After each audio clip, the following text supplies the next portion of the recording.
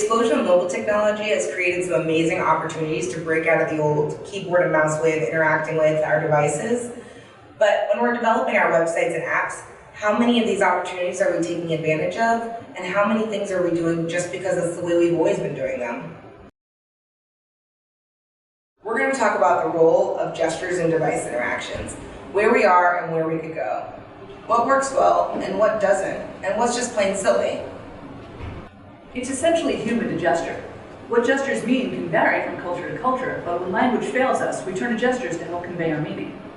In the mobile context, there are gestures that make perfect sense the first time we try them, like swiping to send something away. Other gestures that may have seemed foreign at first, like pinching to zoom, are now second nature. Instead of technology turning people into robots, as was once feared, not literally, maybe literally, technology is becoming increasingly more and more humanized and giving us opportunities to interact with machines without having to alter our own natural behavior much at all. But as Luke Wroblewski said, you can't be a futurist without being a historian. The desire to create new human-machine interface methods is not new. Music technologists have been trying to come up with an alternative to the piano keyboard for years. As far back as the late 80s, Nintendo created a Power Glove, which was the predecessor to the Wii and the Kinect. And even the iPad isn't our first go around with tablets, although now we use our fingers instead of a stylus to interact with them. So then, why are we still tied to our mice, or trackpads that don't provide that much additional functionality at all? We talk about mobile first and content first, but what about gesture first?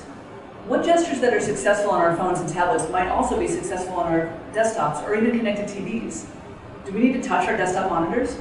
An adult may say no, but put a kid who's used to playing with mommy's iPhone in front of one and watch them press the monitor. And on the other side of the coin, there are devices like the Kinect and Leap Motion that allow us to control devices by making gestures in the air.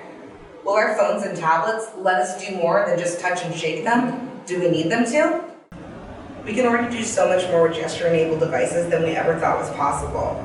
But there's still so many more gestures that we could be using today, and the possibilities for gestures is endless. It'll be important that a standardized language be established so that designers and developers have a commonly understood set of gestures to work with. At least until we get those chips implanted that let us control our devices with our minds. We hope to see you in Austin next year.